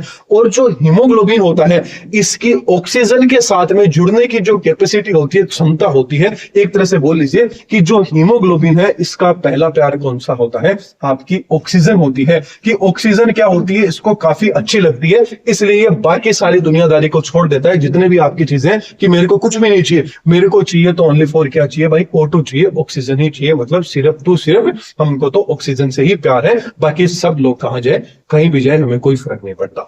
अब सीधी सी बात है कि जो आपका हीमोग्लोबिन है, ये हीमोग्लोबिन क्या है, एक तरह का आपका रेस्पिरेटरी पिगमेंट होता है। ये जिस टाइम पे अपन रेस्पिरेटरी सिस्टम वाली सीरीज लेके आएंगे ना, उस टाइम पे आपको और अच्छे से ये समझ में आ जाएगा। इसके अलावा जो आपका ब्लड है, इस ब्लड का जो रेड कलर है उसके लिए रिस्पॉन्सिबल कौन होता है, याद रखिएगा हीमोग्लोबिन रहता है, तो साइड में लिख लीजिएगा कि ब्लड के लाल कलर के लिए कौन रिस्पॉन्सिबल होता है, आपका हीमोग्लोबिन प्रेजेंट होता है। इसके अलावा जो हीमोग्लोबिन रहता है, ये क्या करता है, जो गैस होते हैं उसके ट्रांसपोर्ट के अंदर हेल्प करता है। क्यों, क्योंकि आपकी O2 क्या है, एक तरह की गैस है। तो जो आपका ब्लड का जो प्यूरिफिकेशन होगी ना, हार्ट वगैरह आप पढ़ेंगे उस टाइम पे आपको और अच्छे से समझ में आ जाएगा कि यहाँ पे क्या होता है, गैसों का एक्सचेंज के अंदर या ट्रांसपोर्ट के अंदर यहाँ पे हीमोग्लोबिन की काफी ज्यादा इंपॉर्टेंट रोल प्रेजेंट होता है। अब जो आपकी आरबीसी होती है, ये आरबीसी रेस्पिरेशन है, वो एनएरोबिक रेस्पिरेशन करती है। अब एनएरोबिक क्यों करती है, क्योंकि रेस्पिरेशन के लिए माइटोकॉन्ड्रिया चाहिए। तो यहां पे तो भाई माइटोकॉन्ड्रिया पहले से ही एब्सेंट है, तो इसमें क्या होता है, आपका एनएरोबिक रेस्पिरेशन रहता है। वेरी इंपॉर्टेंट पॉइंट है कि जो आपकी आरबीसी रहेगी, इसके अंदर क्या होता है, एएरोबिक, जो एनएरोबिक रेस्पिरेशन है, अवायवीय जो श्वसन है, तो इसके अंदर देखने को मिलता है। क्यों देखने को मिलता है, रीजन पूछ लिया जाए तो आप बता सकते हो कि भाई इसके अंदर तो माइटोकॉन्ड्रिया प्रेजेंट ही नहीं है। इसके अलावा बात करें तो जो आपका आरबीसी होता है, इस आरबीसी में डिवीजन की कैपेसिटी नहीं पाई जाती है। मतलब ये खुद डिवाइड नहीं हो सकती। ऐसा नहीं है कि आज एक आरबीसी होगी, ये दो आरबीसी के अंदर क्या हो जाएगी, कन्वर्ट हो जाएगी, क्योंकि दो चीज वही बनती है कि उसके अंदर क्या प्रेजेंट हो, भाई न्यूक्लियस प्रेजेंट हो। लेकिन अभी तो अपन ने बात किया ना कि आरबीसी में तो न्यूक्लियस ही क्या है, आपका अब्सेंट है। तो न्यूक्लियस ही अब्सेंट है, तो इसमें किसी भी तरह की डिवीजन की एबिलिटी ही आपको नहीं देखने को मिलेगी। तो ये कुछ दो दो तीन जो पॉइंट मैंने आपको बताए हैं इनको साइड में आप नोट कर लीजिएगा, वेरी इंपॉर्टेंट पॉइंट ये रहने वाले हैं। अभी मैंने आपको हीमोग्लोबिन का नाम दिया, ये जो आपका हीमोग्लोबिन है इसके अंदर दो चीजों से मिलकर आपका हीमोग्लोबिन बनता है। देखिए अभी अभी अपन ने प्लाज्मा पढ़ा था, वहां पे ग्लोबिन नाम आया था ना, तो ग्लोबिन तो क्या होता है, एक तरह का प्रोटीन होता है, और हीम का यहां पर क्या होता है, ब्लड होता है। मतलब ब्लड हो गया एंड आपका जो प्रोटीन हो गया, ये दोनों जब आपस में मिल जाते हैं तो वो आपका क्या कहलाता है, हीमोग्लोबिन कहलाता है। सबसे इजी लैंग्वेज में मैंने आपको बता दिया। अब ये जो आपका हीमोग्लोबिन है इसके अंदर क्या प्रेजेंट है, इसके अंदर क्या होता है, बीच सेंटर के अंदर क्या प्रेजेंट होता है, Fe+2 प्रेजेंट होता है। बोले तो आपका आयरन क्या होता है इसके अंदर प्रेजेंट होता है। एंड इससे क्या होती है, चार क्या जुड़े रहते हैं, आपके ग्लोबुलिन जो प्रोटीन होते हैं ये जुड़े रहते हैं। और ये जो ग्लोबुलिन प्रोटीन होते हैं यही क्या करते हैं, ऑक्सीजन को क्या करते हैं, अपनी तरफ अट्रैक्ट कर लेते हैं, क्योंकि और तो कोई चीज है नहीं, न इसमें माइटोकॉन्ड्रिया है, न यहाँ पे कुछ है, कोई भी चीज नहीं आरबीसी में। तो ये यहाँ पे जो ऑक्सीजन बाइंड होता है वो यहीं से क्या होता है, यहाँ पे बाइंड हो जाता है। तो याद रखना, एक हीमोग्लोबिन का जो मोलिक्यूल है वो मतलब एक जो आपका सिंगल हीमोग्लोबिन रहेगा वो 4 ऑक्सीजन को बाइंड कर सकता है, 4 ऑक्सीजन को कैरी कर सकता है। वेरी इंपॉर्टेंट पॉइंट इसको याद रखेगा कि each molecule of haemoglobin, haemoglobin का हर एक मॉलिक्यूल क्या करता है, आपके 4 ऑक्सीजन के मॉलिक्यूल को कैरी कर सकता है, अपने साथ में एक जगह से दूसरी जगह पर ले जा सकता है। वेरी वेरी इंपॉर्टेंट पॉइंट है, ये चीज आपको याद रखना है। अब जो हीमोग्लोबिन वाला पार्ट है, इस हीमोग्लोबिन के अंदर देखिए, खुद आप देख लीजिए कि कितना, एक हीमोग्लोबिन का मॉलिक्यूल 4 आपके क्या करता है, मॉलिक्यूल को ले लेता है। तो यहां पर जो हीम वाला पार्ट है वो आपका कितना रहेगा, 5% रहेगा। ग्लोबुलिन वाला क्या रहेगा, 95% रहेगा। अब सीधी सी बात है कि यहां पे क्या है, आपका एक ही है। तो रेशियो की बात करें तो 1, 1, 2, 3, 4 आपके क्या है, ग्लोबुलिन है। तो बात करें, हीम 1 हो गया, ग्लोबुलिन 4 हो गया, तो यहां पे हीमोग्लोबिन का रेशियो क्या है, 1 रेशियो आपका क्या आ जाता है, 4 आ जाता है। ये चीज तो अपन ने बात कर दी। अब ये जो नीचे वाला पॉइंट है ये आपका क्या है कि नीट के अंदर ये क्वेश्चन 1-2 बार पूछा गया है, तो थोड़ा सा मैं आपको बता देता हूं, कैसे आप स्किप करना चाहे तो कर सकते हैं, लेकिन नीट के अंदर ये पूछा गया है। तो याद रखना कि जो आपका ऑक्सीजन जो मॉलिक्यूल है वो क्या करता है, जो फीटल हीमोग्लोबिन होता है, फीटल मतलब जिस टाइम पे एम्ब्रियोनिक कंडीशन में, फीटस की बात कर रहे हैं, फीटल कंडीशन की कंपैरिजन के अंदर जो अडल्ट का जो हीमोग्लोबिन होता है, मतलब जो आपका अडल्ट का हीमोग्लोबिन है, इसकी कंपैरिजन के अंदर जो फीटस का हीमोग्लोबिन है वो ऑक्सीजन को ज्यादा क्या करता है, अट्रैक्ट करता है। ये चीज आपको याद रखना है कि इस मेरे सामने तो क्या है, अडल्ट है, और मैं क्या हूं, फीटस हूं, तो मैं ऑक्सीजन को क्या करूंगा, ज्यादा अट्रैक्ट करूंगा, कंपेरिजन किसके, अडल्ट वाले के कंपैरिजन में। तो ये कंपैरिजन क्या है, आपको याद रखना है। चलिए ये चीज अपन ने क्लियर कर ली। अब आगे बात करते हैं कि जो आपका एक नोट आप देख लीजिए कि जो antigens are also present the surface of RBC. अभी मैंने बताया कि ये आपकी क्या थी, आरबीसी थी। इस आरबीसी के अंदर अंदर के साइड में तो क्या था भाई, आपका हीमोग्लोबिन वगैरह हो गए, ये सारी की सारी चीजें प्रेजेंट थी। लेकिन जो आरबीसी की जो सतह होती है, इस सतह के ऊपर क्या होते हैं, आपके कुछ एंटीजन प्रेजेंट होते हैं। आरबीसी की सरफेस पे कुछ एंटीजन प्रेजेंट होते हैं, और ये एंटीजन ही डिसाइड करते हैं कि आपका ब्लड ग्रुप क्या होता है। किस तरह के एंटीजन हो सकते हैं, यहाँ पे 2 तरह के एंटीजन हो सकते हैं, A antigen, B antigen, and एक फैक्टर प्रेजेंट होता है जिसको क्या बोला जाता है, आरएच फैक्टर बोला जाता है। तो ओवरऑल बात करें तो 3 चीजें आपको देखने को मिलती है। तो यदि आपके आरबीसी के ऊपर यदि ए एंटीजन प्रेजेंट है तो वो ब्लड ग्रुप किसका रहेगा, ए वाला ब्लड ग्रुप रहेगा। यही मान लीजिए कि आपके इस आरबीसी के ऊपर बी तरह का एंटीजन प्रेजेंट है तो उसको क्या बोला जाएगा, आपका बी उसका क्या होगा, ब्लड ग्रुप होगा। यदि मान लीजिए ए वाला भी प्रेजेंट है, बी वाला एंटीजन भी प्रेजेंट है, तो ब्लड ग्रुप क्या रहेगा, आपका एबी वाला रहेगा। अब ये मान लीजिए कि किसी भी तरह का कोई भी एंटीजन प्रेजेंट नहीं है तो वो आपका क्या आ जाएगा, 0 हो जाएगा। तो 0 का मतलब यहां पे क्या है, ओ से रहता है। क्योंकि देखिए, यदि मैं कहूं कि भाई, कोई कहे कि भाई मेरा ब्लड ग्रुप ए है, कोई मेरे कहे कि मेरा ब्लड ग्रुप बी है, कोई कहे मेरा ब्लड ग्रुप ए भी है, और कोई कह दे भाई मेरा ब्लड ग्रुप तो जीरो है, तो अच्छा नहीं लगेगा ना। तो ये जीरो अच्छा नहीं लगने के लिए इसको नाम क्या दे दिया गया भाई, ओ दे दिया गया है। एक्चुअल में जीरो यहाँ पे क्या है, इस ओ नहीं है, इस ओ का मतलब यहाँ पे क्या है, जीरो, लेकिन इस जीरो को बाद में किस में कन्वर्ट कर दिया गया, ओ में, क्योंकि जीरो नाम थोड़ा अच्छा नहीं लगा तो अपन ने क्या दे दिया, ओ भी ऐसा ही होता है, तो उसको क्या दे दिया कि भाई ब्लड ग्रुप ओ हो गया। तो ये चीज आपको याद रखनी है, ये जिस टाइम पे ब्लड ग्रुप अपन पढ़ेंगे तब आपको और अच्छे से चीजें समझ में आ जाएगी। चलिए, अब इसके अलावा दो इंपॉर्टेंट पॉइंट है, वो भी आप देखिए, ये क्वेश्चंस काफी बार एग्जाम में रिपीट करते हैं। अपन किसकी बात कर रहे हैं, याद रखिएगा, अपन किसकी बात कर रहे हैं, ओनली फॉर मेमल्स की बात कर रहे हैं, स्तनधारियों की बात कर रहे हैं। वेरी इंपॉर्टेंट पॉइंट याद रखिएगा, किसकी, स्तनधारियों की। तो जो आपकी आरबीसी होता है, इस आरबीसी में अभी अपन ने बात किया था कि आपकी जो आरबीसी होता है, उस आरबीसी में आपको न्यूक्लियस है, वो न्यूक्लियस नहीं देखने को मिलेगा। अब सीधी सी बात है कि यहाँ आरबीसी में क्या है, केंद्रक अनुपस्थित होता है, लेकिन कुछ एक ऐसे स्तनधारी भी है जिनकी आरबीसी के अंदर क्या होता है, केंद्रक प्रेजेंट होता है। मतलब जितने भी स्तनधारी हो गए उनके अंदर क्या होता है, केंद्रक अनुपस्थित होता है, अब्सेंट होता है। लेकिन आप सबको पता है कि हर जगह कोई ना कोई अपवाद देखने को मिलता है। तो यहां अपवाद के रूप में जो आपका ऊंट होता है, एक आपका लामा होता है, इन दोनों के अंदर आरबीसी के अंदर केंद्रक प्रेजेंट होता है। ये वेरी इंपॉर्टेंट चीज है, ये चीज कभी नहीं पूछी जाएगी कि भाई आरबीसी में केंद्रक होता है या नहीं होता है, क्योंकि सबको पता है कि आरबीसी में केंद्रक नहीं होता है। लेकिन यह जरूर पूछा जाएगा कि भाई स्तनधारियों के अंदर भी, मेमल्स के अंदर भी ऐसे कौन है जिसके आरबीसी में केंद्रक क्या होता है, प्रेजेंट होता है, तो वो कौन है, आपका ऊंट एंड आपका क्या जाता है, लामा आ जाता है। ठीक ऐसे ही पूछ लिया जाए कि भाई सबसे छोटी आरबीसी किसकी होती है, तो याद रखना जो कस्तूरी मर्ग होता है उसकी क्या होती है, सबसे छोटी। कस्तूरी मर्ग कौन सा, वो डियर जिसकी क्या होती है, नाभि होती है, उसके अंदर कस्तूरी प्रेजेंट होती है, वो क्या, वो कौन है, आपका कस्तूरी मर्ग होता है। तो उसके अंदर सबसे छोटी आरबीसी देखने को मिलेगी। मेमल्स की बात कर रहे हैं ओनली, याद रखिएगा। इसके अलावा ये पूछ लीजिए कि मेमल्स में ही सबसे बड़ी आरबीसी किसमें होती है, तो सबसे बड़ी सीधी सी बात है, हाथी की साइज देखिए तो सबसे बड़ी आरबीसी किसमें होती है, हाथी में होती है। सबसे छोटी किसमें होती है, कस्तूरी मर्ग में होती है। एंड ऐसे मतलब ऐसे मेमल्स का नाम बताइए जिनकी आरबीसी में केंद्रक प्रेजेंट होता है, तो वो ऊंट एंड आपका क्या आ जाता है, लामा आ जाता है। अब आगे अपन बात कर लेते हैं, आपकी कौन आ जाती है, डब्ल्यूबीसी आ जाती है। जो डब्ल्यूबीसी है इसको अपन व्हाइट ब्लड सेल है वो कह सकते हैं। क्यों, क्योंकि यहां पर क्या होता है, आपका जो न्यूक्लियस है वो इसके अंदर आपको देखने को मिल जाता है, तो यहां पर न्यूक्लियस प्रेजेंट होता है। अब जो आपकी डब्ल्यूबीसी है, इस डब्ल्यूबीसी को ल्यूकोसाइट के नाम से भी जाना जाता है। किस नाम से जाना जाता है, ल्यूकोसाइट के नाम से भी इसको जाना जाता है।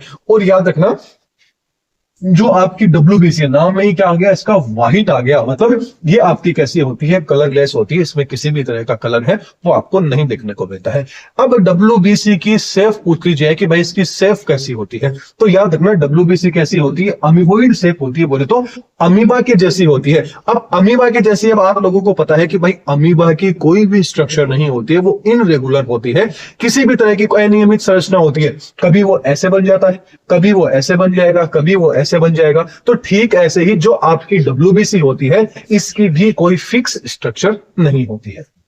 नंबर में पूछ लिया जाए तो याद रखना जो आपकी डब्ल्यूबीसी है इसको हमेशा टीएलसी के अंदर ही क्या किया जाता है, काउंट किया जाता है। तो टीएलसी का मतलब टोटल ल्यूकोसाइट काउंट ये होता है। तो इसकी संख्या जो 100 ml ब्लड रहेगा उसके अंदर इसकी संख्या 8000 से लेके 11000 तक इसकी संख्या हो सकती है। इसके अलावा पूछ लिया जाए कि इसकी जीवन अवधि कितनी होती है, इसका लाइफ साइकिल कितना होता है, तो ये लाइफ स्पेन कितना होता है इसका, 4 से 5 दिन तक ही होता है। तो वेरी इंपॉर्टेंट पॉइंट है, कितना, ओनली फॉर 4 से 5, जबकि जो आपकी आरबीसी थी उसका 120 दिन तक का था। तो मतलब ओवरऑल बात करें तो इसका लाइफ साइकिल कितना होता है, छोटा होता है, बोले तो शॉर्ट होता है। इसके अलावा ये कैसी आपकी न्यूक्लियोटाइड होती है जिनके अंदर क्या होता है, न्यूक्लियस प्रेजेंट होता है। अब जो आपकी डब्ल्यूबीसी है, याद रखना इसको सोल्जर ऑफ द बॉडी भी बोला जाता है, बोले तो शरीर का सिपाही है। वो कौन सी सेल को बोला जाता है, तो याद रखना जो आपकी डब्ल्यूबीसी है इनको बोला जाता है शरीर का सिपाही बोला जाता है, बोले तो सोल्जर बोला जाता है। वेरी इंपॉर्टेंट पॉइंट, इसको क्या लिखेगा।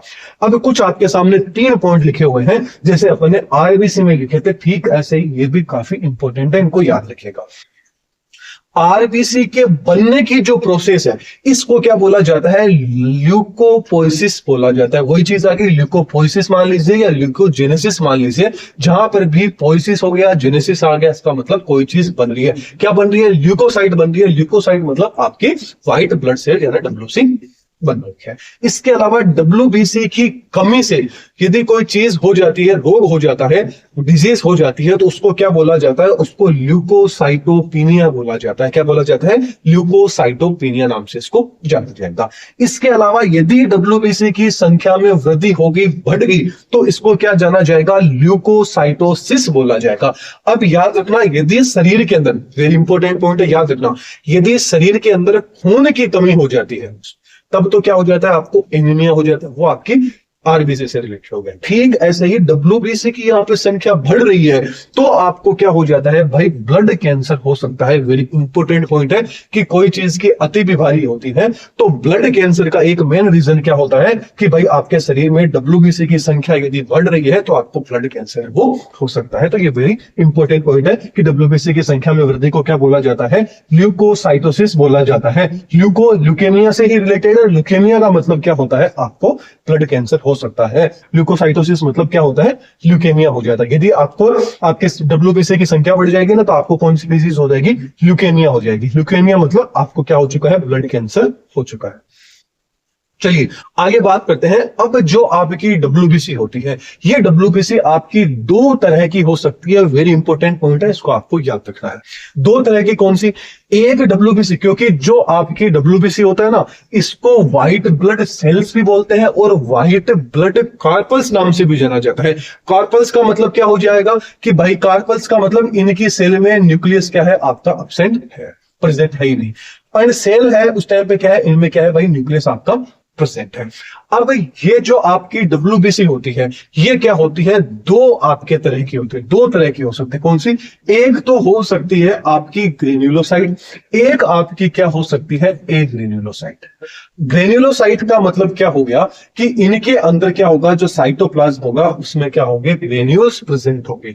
एंड जिनके अंदर क्या होंगे, ग्रेन्यूल्स एब्सेंट होंगे, अच्छे से नहीं दिखेंगे, वो सीधी सी बात है एग्रेन्युलोसाइट के अंदर आ जाएगी।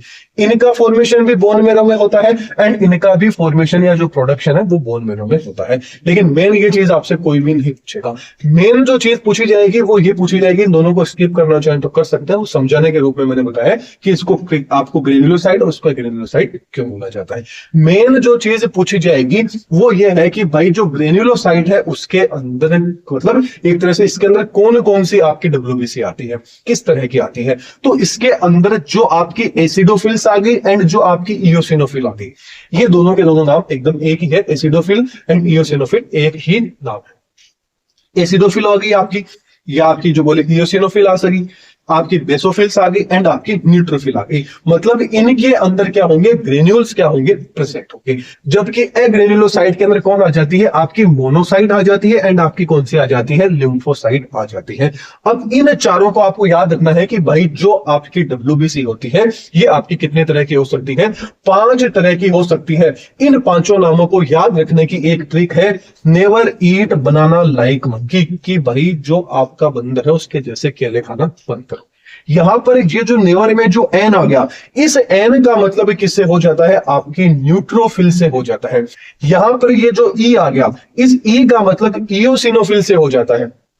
बनाना के अंदर जो बी आ गया इसका मतलब बेसोफिल से आ गया। तो यहां पे ये याद रखना, जो स्टार्टिंग की तीनों है ये तीनों आपकी कौन सी आ जाती है, ग्रेन्युलोसाइट में आ जाती है। जबकि जो लाइक मंकी है इसमें एल क्या आ गया, आपका लिम्फोसाइट आ गया एंड यहाँ पे जो एम है ये आपका क्या आ गया, मोनोसाइट आ गया। तो नीचे वाली दोनों जो बच गई वो तो आपकी किस में आ जाती है, ग्रेन्युलोसाइट में आ जाती है। ऊपर वाली जो तीन है वो किस में आ जाती है, ग्रेन्युलोसाइट में आ जाती है। वेरी इंपॉर्टेंट है, याद करने की ट्रिक है कि नेवर ईट बनाना लाइक मंकी।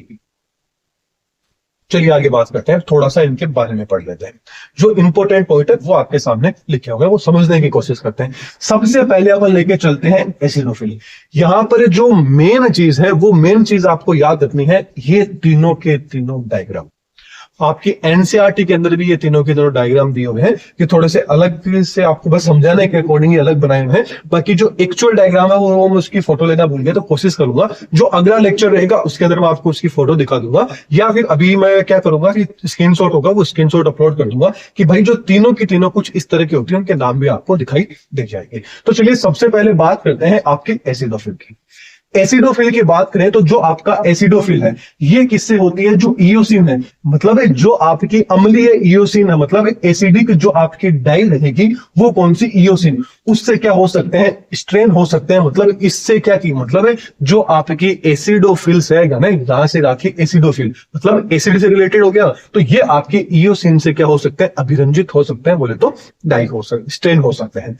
इसके अलावा इनकी जो शेप वो कैसी होती है, बाइलोब्ड होती है। तो याद रखना जो आपका एसिडोफिल होगा वो कैसी होगी, जो आप हेडफोन लगाते हो ना वैसे क्या होती है एसिडोफिल की स्ट्रक्चर रहती है। तो चीज आपको याद रखनी है। कई बार एग्जाम में क्या होता है ओनली फॉर डायग्राम दे देते हैं और नीचे 4-5 ऑप्शन आ जाते हैं कि बताइए इनमें से इनकी सीक्वेंस मिलाते से। वो जिस टाइम पे अपन पीवाईक्यूज लेके आएंगे ना उस टाइम पे आपको अच्छे से समझ में आ जाएगा। तो इनकी शेप कैसी होती है, बाइलोब्ड होती है, जैसा कि आप देख रहे हैं हेडफोन के जैसे इनकी स्ट्रक्चर होती है। अब एसिडोफिल का मेन फंक्शन पूछ लिया जाए तो याद रखना जिस टाइम पे आपको एलर्जी हो जाती है वो आपका क्या है, एसिडोफिल उससे आपको प्रोटेक्ट करता है। कि इसका क्या आ जाता है, डायग्राम हो जाता है। ठीक ऐसे ही बात करें बेसोफिल, तो जो आपका बेसोफिल है इसको क्या किया जाता है कि यहाँ पे एसिडोफिल एसिड आ गया, बेसोफिल से क्या आ गया, बेस, मतलब यहाँ पर जो आपकी क्षार की डाई होगी वो कौन सी रहेगी, आपकी मिथाइलिन जो ब्लू रहेगा, उससे क्या किया जा सकता है, इसको स्ट्रेन किया जा सकता है, बोले तो अभिरंजित किया जा सकता है। इसके अंदर क्या होगा, ये आपको दिखने में एस शेफ के जैसे देखने को मिलेगी। कैसे देखने को मिलेगी, एस शेफ के जैसे देखने को मिलेगी, और इसमें आपको 3 लोब है वो इजीली देखने को मिल जाएंगे। इसका जो मेन काम रहेगा ये क्या करती है, जो आपका हिपेरिन हो गया, आपका हिस्टामिन हो गया एंड आपका स्टेरोटिन हो गया, इनका क्या करती है, सिक्रेशन एंड जो ट्रांसपोर्टेशन है वो क्या किया जाता है, बेसोफिल्स के द्वारा किया जाता है। नेक्स्ट आ जाता है आपका न्यूट्रोफिल। जो आपका न्यूट्रोफिल है इसको एसिडिक से भी अभिरंजित किया जा सकता है, बेस से भी किया जा सकता है। न्यूट्रो है तो न्यूट्रल मतलब न्यूट्रल भी आपकी रह सकते हैं, मतलब इसको किसी से भी किसी भी तरह के डाई से इसको अभिरंजित किया जा सकता है। इसके अंदर आपको 3 से ज्यादा लोब है वो लोब आपको देखने को मिलेंगे, मतलब ये काफी ज्यादा बड़ी आपको साइज में देखने को मिलेगी जो न्यूट्रोफिल रहेगी। अब न्यूट्रोफिल का जो फंक्शन है वो क्या रहेगा, नाम से पता चल रहा है न्यूट्रल, मतलब ये क्या करेगी, कोई भी वायरस आ गया, कोई भी बैक्टीरिया आ गया, उनको क्या करेगी, फेगोसाइड करने का काम करेगी, बोले तो उनको न्यूट्रल करने का काम करेगी। अगला आ जाता है मोनोसाइट। जो आपको मोनोसाइट एंड जो आपका लिम्फोसाइट है ये किसी भी तरह से क्या है, अभिरंजित नहीं होते हैं। जो आपका मोनोसाइट रहेगा ये जो आपकी किडनी होगी या जो आपका बीन हो गया उसके जैसी स्ट्रक्चर हो सकती है। जैसे आपने किडनी की स्ट्रक्चर देखी होगी, एज ए किडनी की जैसी इसकी स्ट्रक्चर हो सकती है। तो जहां पर भी किडनी की स्ट्रक्चर दिख जाए वो आपकी कौन सी है, मोनोसाइट है। इसके अलावा इसका जो काम रहेगा वो क्या होता है, मान लीजिए कि आपकी एसिडोफिल मर गई या बेसोफिल मर गई या आपकी और जो ब्लड सेल्स है वो डेथ हो गई, तो उनको जो ठिकाने लगाने का जो काम है, उनको ठिकाने हैं वो कौन करेगा, मतलब उनको हटाने का काम बोले तो स्वच्छ भारत में जो योगदान है वो कौन दिलाएगा, आपके मोनोसाइट के द्वारा ये रोल है, ये रोल किया जाता है। बोले तो कोई भी आपकी ब्लड कार्पल्स रहेंगी वो यदि डैमेज हो जाती है या उनकी डेथ हो जाती है तो उनको क्या किया जाता है, ठिकाने लगाने का काम क्या किसके द्वारा किया जाता है, मोनोसाइट के द्वारा किया जाता है। ये इसके क्या होगी, स्ट्रक्चर होगी। फिर आ जाता है लिम्फोसाइट। जो आपकी लिम्फोसाइट होती है ये भी किसी से भी अभिरंजित नहीं होती है। इसके अलावा ये आपकी क्या होती है, लार्ज, मतलब ये आप देख रहे होंगे कि एकदम राउंड के जैसे एकदम काफी सारी लार्ज होती है, और जो साइटोप्लाज्म इसकी जो परिधि है इस तक क्या होती है, फैली हुई रहती है। तो मतलब सबसे हटके ही आपको स्ट्रक्चर देखने को मिल जाए तो वो आपकी कौन सी है भाई, लिम्फोसाइट रहने वाली है। जो लिम्फोसाइट है इसका काम क्या रहेगा, ये जिस टाइम पे अपन इम्यून सिस्टम पढ़ेंगे ना तब आपको और अच्छे से चीज समझ में आ जाएगी। तो आपके जितने भी मतलब इम्यूनिटी से रिलेटेड जो भी काम रहेगा ना वो आपकी कौन करेगी, लिम्फोसाइट के द्वारा किया जाएगा। जैसे टी किलर सेल होगी, आपकी टी हेल्पर सेल होगी, बी लिम्फोसाइट होगी, टी सस्प्रेसर सेल होगी, टी किलर सेल होगी, बी लिम्फोसाइटिक सेल होगी। इन सब का काम क्या, मतलब ओवरऑल बात में तो जो आपका लिम्फेटिक सिस्टम है उससे रिलेटेड बोले तो जो इम्यूनिटी से रिलेटेड, इम्यून सिस्टम से रिलेटेड जो भी रहेगा वो काम आपकी लिम्फोसाइट के द्वारा किया जाएगा। तो ये इनके अंदर कुछ डिफरेंस है। इसके अंदर से मेन एक तो आपको इनकी सेफ है ये आपको ध्यान रखनी है, इनकी एलर्जी वाली चीज, ये वाली चीज एंड आपकी ये वाली चीज। ओवरऑल आपको मेन तो आपको सेफ होगी, इनका फंक्शन हो गया, इनकी स्ट्रक्चर हो होगी, ये चीज याद करनी है और ये भी चीज आपको याद करनी है। तो इसके अंदर मैंने उसी अकॉर्डिंग ये टेबल बनाई है कि भाई आपको अच्छे से चीजें क्या आ जाए, समझ में आ जाए। ये टेबल यदि आप पढ़ लेते हैं तो आपकी मान लीजिए WBC क्या हो चुकी है, क्लियर हो चुकी है। चलिए अब आगे जो आपका आ जाता है वो कौन सी आ जाती है, आपकी प्लेटलेट्स आ जाती है। प्लेटलेट्स की बात करें तो प्लेटलेट को किस नाम से, थ्रोम्बोसाइट के नाम से भी जाना जाता है। किसके नाम पे से, थ्रोम्बोसाइट। ये संख्या में कितनी हो सकती है, सॉरी इसकी जो साइज है वो 1 से 2 तक क्या हो सकती है, इसकी साइज हो सकती है। इसके अलावा अपन इसके फॉर्मेशन की बात करें कि भाई आखिरकार प्लेटलेट से कहां पर बनती है, इसका फॉर्मेशन कहां होता है, तो याद रखना जो आपकी बोन मेरो होती है, अस्थि मज्जा होती है, वहां पर प्लेटलेट्स का फॉर्मेशन होता है। इसके अलावा पूछ लिया जाए कि भाई इसकी लाइफ स्पेन कितनी होती है, जीवन अवधि कितनी होती है आपकी प्लेटलेट्स की, तो याद रखना लाइफ स्पेन कितनी होती है, 6 से 7 दिन तक क्या होती है, इसकी लाइफ स्पेन होती है। नंबर पूछ ली जाए कि भाई इनकी संख्या बताइए, तो याद रखना जो 100 ml ब्लड रहेगा उसके अंदर 1.5 से लेके 4.5 लाख तक क्या हो सकती है, इनकी सेफ हो सकती है। इसके अलावा सॉरी इनकी संख्या हो सकती है, नंबर में हो सकती है। सेफ पूछ ली जाए तो इनकी सेफ कैसी हो सकती है, डिस्क लाइक हो सकती है, प्लेट लाइक हो सकती है, ओवल शेप हो सकती है एंड बाइकॉनकेव भी ये साइज में हो सकती है, जैसा कि आप डायग्राम में भी देख पा रहे हैं। अब जैसे जैसे अपन ने आरबीसी में भी बात की थी, WBC में भी बात की थी, ऐसे ही प्लेटलेट्स के अंदर भी ये वाला जो पॉइंट है ये काफी इंपॉर्टेंट है, ये ब्रैकेट वाला। इसमें बात करें तो जो आपकी प्लेटलेट्स है इसे के बनने की जो प्रोसेस है उसको क्या बोला जाता है, थ्रोम्बोपोइसिस बोला जाता है या थ्रोम्बोजेनेसिस बोला जाता है। पोइसिस जेनेसिस का मतलब एक ही हो जाता है। आगे बात करें प्लेटलेट्स की यदि संख्या में कमी आ जाती है तो क्या हो जाएगा, थ्रोम्बोसाइटोपिनिया आ जाएगा। देखिए जहां पर भी पीनिया साइटोपिनिया आ रहा है मतलब यहां पर क्या हो रहा है, कोई ना कोई चीज की कमी है, मतलब कोई ना कोई डिजीज हो रही है। ठीक ऐसे ही प्लेटलेट्स की बात करें तो प्लेटलेट्स की यदि संख्या बढ़ जाती है तो थ्रोम्बोसाइटोसिस आपको क्या है, हो जाता है। तो ये पॉइंट आपको याद रखने सारे के सारे, पीनिया आ गया, साइटोसिस आ गया, पोइसिस आ गया, ये चीज काफी इंपॉर्टेंट रहने वाली है, याद रखिएगा। अब आगे बात करते हैं कि मान लीजिए कि जो आपका ब्लड था उस ब्लड के अंदर काफी ज्यादा नंबर ऑफ प्लेट्स रहेगी, प्लेटलेट्स है वो काफी ज्यादा आपकी कम होगी। मिनिमम बोले तो आपकी 40,000 से नीचे यदि प्लेटलेट्स है वो आ गई तो आपको क्या हो सकता है, आपकी एनसीईआरटी के अनुसार पुरपुरा नामक जो स्टेज है वो आ सकती है, पुरपुरा डिजीज आपको हो सकती है। पुरपुरा स्टेज का मतलब हो गया कि जो आपका शरीर रहेगा वहां पर लाल लाल कलर के पूरे शरीर पे क्या होने लग जाते हैं, इस तरह से आप डायग्राम देख रहे होंगे, इस तरह से धब्बे हो सकते हैं। अब सीधी सी बात है कि यदि आपके शरीर में प्लेटलेट्स की संख्या कम होगी मतलब कौन सी कंडीशन आ गई, थ्रोम्बोसाइटोपिनिया आपको हो चुका है, बोले तो पुरपुरा आपको डिजीज हो जाएगी। इसकी संख्या कितनी, ये चीज ये लाइन आपको याद रखनी है, ये चीज आपको स्टार लगा लीजिएगा, कितनी, यदि 40,000 mm से नीचे हो गई है तो आपको पुरपुरा डिजीज हो सकती है, कोज आपको हो सकती है, स्टेज देखने को मिल सकती है। इस स्टेज में क्या होगा, आपके शरीर पर लाल लाल क्या हो जाएंगे, धब्बे हो जाएंगे।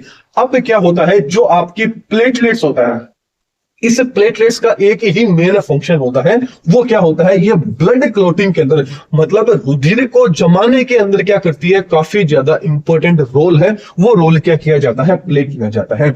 अब अपन देखते हैं कि भाई जो आपकी ब्लड क्लॉटिंग है, मैंने अभी आपको बताया ना कि इसका मेन फंक्शन क्या होता है, ब्लड क्लॉटिंग में बोले तो रक्त का जमाने के अंदर ये क्या करती है, हेल्प करती है। मतलब जब भी कभी आपको चोट लग जाती है तो आपने देखा होगा थोड़ी देर बाद में ब्लड रुक जाता है, तो वो ब्लड किस लिए रुका है, वो ब्लड रोकने में योगदान किसका रहा है, आपकी प्लेटलेट्स का रहा है। तो मेन चीज अब अपन यही देखेंगे कि भाई ब्लड क्लॉटिंग कैसे होती है, किस तरह से प्लेटलेट्स है इतना रोल प्ले करती है। तो सीधी सी बात है, ब्लड कोगुलेशन क्या होता है, आपका ब्लड क्लॉटिंग को ही बोला जाता है, बोले तो रक्त जमाव है वो इसको बोला जाता है। अब इसकी डेफिनेशन की बात करें तो सीधी सी बात है कि आपका जो ब्लड है, कभी भी आपको कोई भी घाव हो गया, वहां पे चोट लगी, तो कुछ टाइम बाद में आपने देखा होगा कि ब्लड क्या है, ऑटोमेटिकली रुक जाता है। तो जो ब्लड रुकने की जो प्रोसेस है उसी को क्या बोला जाता है, क्लॉटिंग ऑफ द ब्लड बोला जाता है। अब मेन चीज ये याद रखना टाइमिंग की, जो ब्लड क्लॉटिंग का टाइम है मतलब ब्लड को जमने में, ब्लड मतलब जो ब्लड निकलने का टाइम है, आपने देखा होगा 1 से 3 मिनट तक कंटिन्यू क्या होता है आपका, मतलब कोई भी आपकी चोट लगी तो कुछ 1-1.5 मिनट तक क्या होता है, ब्लड कंटिन्यू फ्लो होता रहता है, लेकिन फिर धीरे धीरे क्या होता है, ब्लड आपका रुकना स्टार्ट हो जाता है। मतलब 2 मिनट के बाद से क्या होने लग जाता है, ब्लड क्लोटिंग टाइम है या आपका स्टार्ट हो जाता है। मतलब दो ब्लड जब फ्लो, मतलब फॉर एग्जांपल ले लीजिए, अभी मेरे चोट लगी है, काफी ज्यादा थोड़ी बहुत चोट लगी, तो क्या होगा, 1-1.5 मिनट तक ब्लड निकलता रहेगा, थोड़ा थोड़ा भी निकलो, चाहे जोरदार निकलो, कैसे भी निकलो, लेकिन धीरे धीरे जो ब्लड रुक जाएगा। तो जहां से ब्लड धीरे धीरे रुकने का प्रोसेस हो गया, उसको 2 से 8 मिनट लगते हैं ब्लड को क्लोट होने के अंदर। वेरी इंपॉर्टेंट माइंड है, आपने देखा होगा थोड़ी देर तक आप उसको पकड़े रखते हैं, थोड़ा टाइम लग जाता है, तो क्या होता है, ब्लड क्लोट धीरे धीरे वो क्या होता है, सूखने लग जाता है। तो ब्लड क्लोटिंग का टाइम कितना होता है, 2 से 8 मिनट तक होता है। चीज आपको याद रखनी है। जैसा कि आप डायग्राम में देख रहे हैं कि कोई भी चोट लगी तो सीधी सी बात है, ब्लड आपका निकल गया, आरबीसी, डब्ल्यूबीसी, प्लेटलेट, सारी की सारी चीजें बाहर निकल गई। धीरे धीरे फिर क्या होगा, ब्लड क्लोटेज हो जाएगा, इस तरह से क्या हो जाएगा, घाव हो जाएगा, आपका भर जाएगा। तो ये क्लोटिंग कैसे होगी, कैसे अपने शरीर को पता चला कि भाई खून निकल रहा है, उसको रोकना है, ये प्रोसेस कैसे होती है, वेरी मतलब ये मान लीजिए अद्भुत चीज होती है। इसको अपन समझने की कोशिश करते हैं एक सिंगल डायग्राम के द्वारा। ये डायग्राम काफी इंपॉर्टेंट है, क्योंकि इस डायग्राम की जो स्टेज है, इन स्टेज को ब्लैंक दे दिया जाता है, खाली दे दिया जाता है, पूछ लेंगे कि यहाँ पे क्या नाम आएगा। तो वेरी इंपॉर्टेंट है, इसको आपको याद रखना है। चलिए कहानी अपन स्टार्ट करते हैं। सपोज कीजिए कि भाई आपको क्या है, आपके हाथ पे क्या लग गई है, चोट लग गई है। अब चोट लग गई है तो सीधी सी बात है कि ब्लड क्या होगा, वहां से रिलीज हो जाएगा। ब्लड क्या होगा भाई, रिलीज होगा। अब ब्लड रिलीज हो रहा है, मतलब अब आपका जो ब्लड रहेगा, उस ब्लड के अंदर थ्रोम्बोप्लास्टिन क्या होता है, ऑलरेडी प्रेजेंट होता है। आपके ब्लड में जो आपका ब्लड है, आपकी प्लेटलेट्स है, ये क्या होती है, थ्रोम्बोप्लास्टिन, सीधी सी बात है, आपकी प्लेटलेट्स आपके ब्लड में प्रेजेंट है। अब क्या होता है, ये जो थ्रोम्बोप्लास्टिन होगा, ये कैल्शियम के साथ में मिल जाएगा और एक इंफॉर्मेशन भेजेगा किसको, जो आपके ब्लड के अंदर ऑलरेडी अपन ने पढ़ा था ना, कि आरबीसी पढ़ी थी अपन ने, प्लाज्मा पढ़ा था, उसमें अपन ने नाम देखा था प्रोथ्रोम्बिनेज एंड थ्रोम्बोकाइनेज, जो आपके ग्लोबुलिन प्रोटीन वगैरह अपन ने देखा था, उस टाइम पे देखा था ना प्लाज्मा में। तो ये आपके जो प्रोथ्रोम्बिनेज होता है, ये जहां पर भी प्रो लग जाता है, उसका मतलब क्या है, वो अभी तक इनएक्टिव फॉर्म के अंदर है। मतलब यहां पे ये क्या होता है, इनएक्टिव फॉर्म में पहले से ब्लड में प्रेजेंट होता है। लेकिन जब थ्रोम्बोप्लास्टिन रिलीज होता है, मतलब थ्रोम्बोप्लास्टिन एक सिग्नल देता है, देगा, तो जो आपका प्रोथ्रोम्बिन रहेगा या जो आपका थ्रोम्बोकाइनेज रहेगा, ये क्या हो जाता है भाई, आपका एक्टिव हो जाता है। और एक्टिव होके ये क्या करता है, 2 काम करता है। पहला काम तो कौन सा करेगा कि ये जो आपका हिपेरिन, मतलब जो आपके ब्लड के अंदर जो हिपेरिन रहेगा, क्योंकि हिपेरिन का काम क्या, अभी आपने देखा होगा किसी भी तरह की चोट नहीं लगी हुई है, लेकिन ब्लड आराम से फ्लो हो रहा है, तो उस ब्लड को फ्लो कराने के अंदर मेन किसका काम है, हिपेरिन का। यदि हिपेरिन ही नहीं होगा तो ब्लड क्लोटिंग हो जाएगा। तो ये साला सबसे पहले क्या करता है, हिपेरिन को रोक देगा, कि तेरा ही काम है ना कि ब्लड को मतलब फ्लो होने देता है, तो रोकने नहीं देता, तो पहले तेरे को ही इनएक्टिव करते हैं। तो ये जो प्रोथ्रोम्बिनेज रहेगा एंड जो आपका थ्रोम्बोकाइनेज रहेगा, ये क्या कर देगा, आपके हिपेरिन को ही सबसे पहले क्या कर देगा, इनएक्टिवेट कर देगा। तो पहला काम तो इसने किया। दूसरा काम क्या करेगा, जो प्रोथ्रोम्बिन जो आपका इनएक्टिव था ना, ये क्या करेगा, थ्रोम्बिन को क्या कर देगा, एक्टिव कर देगा। पहला काम तो ये क्या करेगा, प्रोथ्रोम्बिनेज काइनेज होगा, ये हिपेरिन को इनएक्टिव करेगा, एंड जो आपका थ्रोम्बिन करेगा, इसको एक्टिव कर देगा, मतलब इसको सुला देगा और इसको क्या कर देगा, जगा देगा। ये जैसे ही जगेगा, इसके जगते ही यहां पे क्या होगा, जो आपका विटामिन के रहेगा। तो याद रखना, जो आपसे क्वेश्चन में पूछ लिया जाए कि भाई जो आपकी ब्लड क्लॉटिंग की कंप्लीट मैकेनिज्म है, इसके अंदर कौन से आयन का इंपॉर्टेंट रोल रहता है, तो याद रखना कैल्शियम आयन का यहां पर काफी ज्यादा इंपॉर्टेंट रोल रहता है। ऐसे ही पूछ लिया जाए कि आयन के साथ में बताइए कौन से विटामिन का यहां पर रोल रहता है, तो याद रखना विटामिन के का यहां पर काफी ज्यादा रोल रहता है। वेरी इंपॉर्टेंट पॉइंट है। ये अपने डाइजेस्टिव सिस्टम वाली सीरीज अपने अभी खत्म किया, तो मैंने बताया था ना विटामिन के अंदर, कि विटामिन के अंदर क्या होता है, कि विटामिन के का काफी ज्यादा इंपॉर्टेंट रोल रहता है, जो आपकी ब्लड क्लोटिंग मैकेनिज्म है उसके अंदर। अब यहां पर प्रोथ्रोम्बिन क्या आ गया, विटामिन के द्वारा साथ में मिलेगा, और क्या करेगा, प्रोथ्रोम्बिन किस में कन्वर्ट हो जाएगा, आपका किसको जगा देगा, जो आपका फाइब्रिनोजन है। ये फाइब्रिनोजन क्या होता है, सोलेबल कंडीशन के अंदर प्रेजेंट होता है। बोले तो आपके पूरा ब्लड है, इसमें घुलनशील अवस्था में प्रेजेंट होता है, या सोलेबल भी बोल सकते हैं, या आप इसको इनएक्टिव भी बोल सकते हैं, कोई भी प्रॉब्लम नहीं है। अब ये यहाँ पे इनएक्टिव था तो थ्रोम्बोनिन जगेगा और जग के क्या करेगा, आपके विटामिन के साथ में मिलके जो आपका फाइब्रिनोजन है, इस फाइब्रिनोजन को जगाएगा और फाइब्रिनोजन को जगा के किसमें कन्वर्ट कर देगा, फाइब्रिन में कन्वर्ट कर देगा। और ये फाइब्रिन क्या होता है, आपका इनसोल्युबल होता है बोले तो। अब यहां पर क्या हो जाएगा, ये एक्टिवेट हो जाएगा। अब फाइब्रिन क्या होता है, एक जालनुमा, मतलब इस तरह से क्या होती है, छोटे छोटे जालनुमा स्ट्रक्चर होती है। आपने देखा होगा कि कभी भी आपकी चोट लग जाती है तो थोड़ी देर में आपने देखा होगा खरोंट जिसको अपन बोलते हैं वो आ जाता है। जब आप उसको उतार के ऐसे देखते हो अंदर की साइड में तो आपको व्हाइट कलर के काफी सारे ऐसे स्ट्रक्चर देखने को मिलती है, जालीनुमा स्ट्रक्चर आपको ऐसे देखने को मिलती है, उसमें छोटी छोटी इस तरह की स्ट्रक्चर देखने को मिलती है ना। तो ये जो स्ट्रक्चर का फॉर्मेशन हुआ है वो किसने की है, आपका जो फाइब्रिन है, इस फाइब्रिन ने क्या करा दिया, उस घाव के ऊपर एक जाल बना दिया। अब ये जाल ऐसा बन गया कि पूरा का पूरा इसने क्या बना दिया भाई, जाल बना दिया। अब इन जाल में क्या होगी, जो आपकी आरबीसी होगी, आपकी डब्ल्यूबीसी होगी, आपकी प्लेटलेट्स होगी, ये क्या हो जाएगी, वहां पर रुक जाएगी। जैसा भी आप डायग्राम में देख रहे हैं, यहाँ पे देखिए, यहाँ पे कट लगा, कट लगते ही आरबीसी डब्ल्यूबीसी सारी की सारी बाहर निकलने लगी। लेकिन यहां पर क्या बन गया, एक जाल बन गया। आप देख रहे होंगे ये जाल जैसे ही बना तो आरबीसी डब्ल्यूबीसी प्लेटलेट्स क्या हुई, यहाँ पे रुक गई।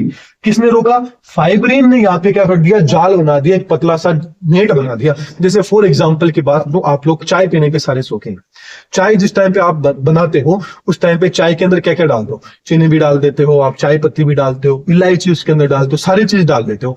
लेकिन जिस टाइम पे आप झड़ी से उसको छानते हो तो आपने देखा होगा कि मेन लिक्विड तो निकल जाता है, लेकिन जो आपकी चाय पत्ती होगी, जो इलायची आपने डाली थी वो उसके अंदर रह जाती है ना। मतलब जो एकदम छोटी छोटी चीज होगी वो तो निकल जाएगी, लेकिन बाकी की चीज रुक गई ना, तो बस वो रोकने का काम यहां पर यही करता है। इससे अच्छा यदि एग्जांपल लो तो आपने देखा होगा, जो दही आपने देखा होगा, उस दही को यदि आप छान के देखिए, या आप घी जो आपका मलाई आ जाती है दूध के ऊपर, उसको छानिए, वो मलाई जब झरी के ऊपर आ जाएगी तो दूध ऊपर से नीचे नहीं जा पाता है। क्यों, क्योंकि यहाँ पे कोई चीज ने उसको कवर कर लिया। तो यहाँ पर कवर कौन कर रहा है, आपका जो फाइब्रिन है, इसने एक जाल बना दिया। अब ये नहीं तो आरबीसी को बाहर निकलने देगा, नहीं आपकी डब्ल्यूबीसी को, नहीं प्लेटलेट्स को बाहर निकलने देगा। ये बाहर नहीं निकल रहे, मतलब ब्लड का जो फ्लो होगा, इस ब्लड के फ्लो को इसने क्या कर दिया, रोक दिया। इसी को बोला जाता है ब्लड क्लॉटिंग, बोला जाता है कोगुलेशन ऑफ ब्लड, इसको बोला जाता है। ये आपके क्या होती है, कंप्लीट ब्लड क्लॉटिंग की मैकेनिज्म होती है।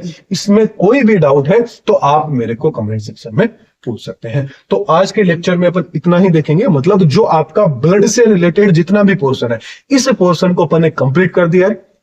फिर भी यदि कोई छूट जाता है तो बीच में जब भी अपन और भी अपने लेक्चर आएंगे उसमें अपन क्या कर लेंगे, कवर कर लेंगे। तो आप चैनल पे नए हैं तो चैनल को सब्सक्राइब जरूर कर दीजिएगा, ज्यादा से ज्यादा लोगों को, स्टूडेंट्स को शेयर कीजिएगा। यहाँ पर अपन कंप्लीट सिलेबस है, वो सिलेबस को क्या करने वाले हैं, कवर करने वाले हैं, एकदम फ्री के अंदर करने वाले हैं। तो ज्यादा से ज्यादा लोगों को शेयर करना है। एंड वीडियो पसंद आए तो वीडियो लाइक कीजिएगा। एंड कोई भी डाउट है तो वो डाउट आप कमेंट सेक्शन में पूछ सकते हैं। चैनल को सब्सक्राइब जरूर कर दीजिएगा। तो चलिए अगले वीडियो में, अगले लेक्चर में फिर मिलते हैं। Thank you.